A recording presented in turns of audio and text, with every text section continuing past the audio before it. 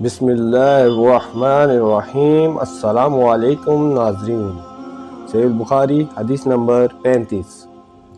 رسول اللہ صلی اللہ علیہ وآلہ وسلم نے فرمایا، جو شخص شب قدر ایمان کے ساتھ محض ثواب آخرت کے لیے ذکر و عبادت میں گزارے، اس کے گزشتہ گناہ بخش دیے جاتے ہیں۔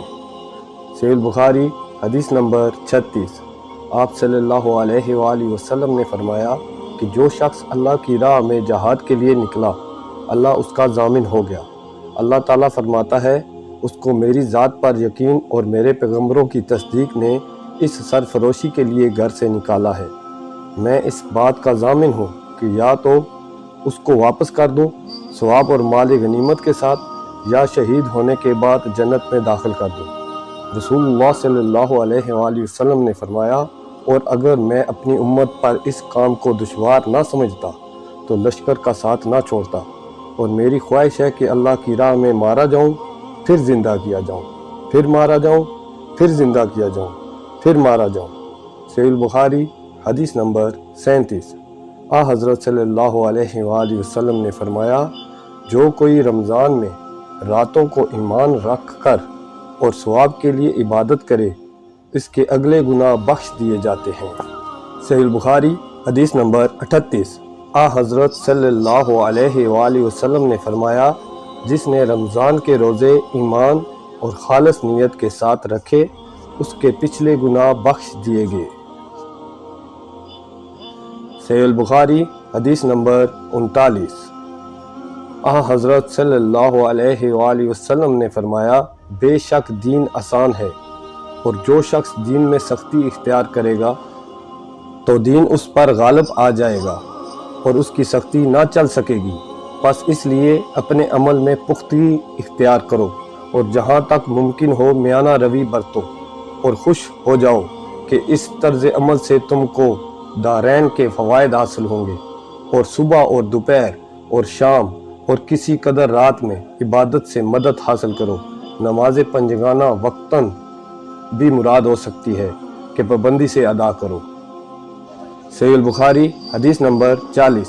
رسول اللہ صلی اللہ علیہ وآلہ وسلم جب مدینہ تشریف لائے تو پہلے اپنے نانہال میں اترے جو انصار تھے، اور وہاں آپ نے 16 یا 17 ماہ بیت المقدس کی طرف منہ کر کے نماز پڑھی، اور آپ کی خواہش تھی کہ آپ کا قبلہ بیت اللہ کی طرف ہو۔ جب بیت اللہ کی طرف نماز پڑھنے کا حکم ہو گیا تو سب سے پہلی نماز جو آپ نے بیت اللہ کی طرف پڑھی عصر کی نماز تھی۔ وہاں آپ صلی اللہ علیہ وآلہ وسلم کے ساتھ لوگوں نے بھی نماز پڑھی۔ پھر آپ کے ساتھ نماز پڑھنے والوں میں سے ایک آدمی نکلا اور اس کا مسجد بنی حارثہ کی طرف گزر ہوا تو وہ لوگ رکوع میں تھے۔ وہ بولا کہ میں اللہ کی گواہی دیتا ہوں کہ میں نے رسول اللہ صلی اللہ علیہ وآلہ وسلم کے ساتھ مکہ کی طرف منہ کر کے نماز پڑھی ہے۔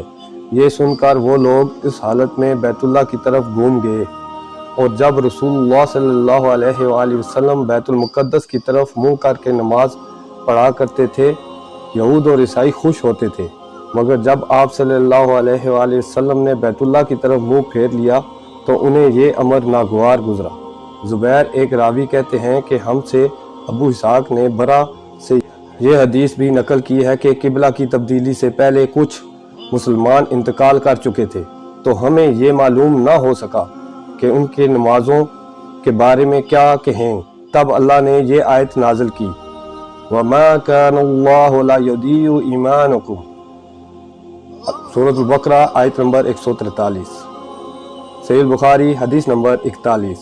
انہوں نے رسول اللہ صلی اللہ علیہ وآلہ وسلم کو یہ ارشاد فرماتے ہوئے سنا کہ جب ایک بندہ مسلمان ہو جائے اور اس کا اسلام عمدہ ہو، یقین و خلوص کے ساتھ ہو، تو اللہ اس کے گناہ جو اس نے اس اسلام لانے سے پہلے کیا معاف فرما دیتا ہے، اور اب اس کے بعد کے لیے بدلہ شروع ہو جاتا ہے، یعنی ایک نیکی کے عوض 10 گنا سے لے کر 700 گنا تک ثواب، اور ایک برائی کا اسی برائی کے مطابق بدلہ دیا جاتا ہے، مگر یہ کہ اللہ تعالیٰ اس برائی سے بھی درگزر کرے اور اسے بھی معاف فرما دے، یہ بھی اس کے لیے آسان ہے۔ صحیح البخاری حدیث نمبر 42۔ رسول اللہ صلی اللہ علیہ وآلہ وسلم نے فرمایا کہ تم میں سے کوئی شخص جب اپنے اسلام کو عمدہ بنا لے یعنی نفاق اور ریا سے پاک کر لے تو ہر نیک کام جو وہ کرتا ہے اس کے عوض 10 گنا سے لے کر 700 گنا تک نیکیاں لکھی جاتی ہیں، اور ہر برا کام جو وہ کرتا ہے تو وہ اتنا ہی لکھا جاتا ہے جتنا کہ اس نے کیا ہے۔ ناظرین، امید ہے آپ کو ویڈیو پسند آئی ہوگی۔ چینل کو سبسکرائب کریں، بیل آئیکن کو بھی دبا دیں تاکہ نئی آنے والی ویڈیو آپ تک بآسانی پہنچے۔ لائک اور شیئر کریں کیونکہ اچھی بات دوسروں تک پہنچانا بھی صدقہ ہے۔ جزاک اللہ۔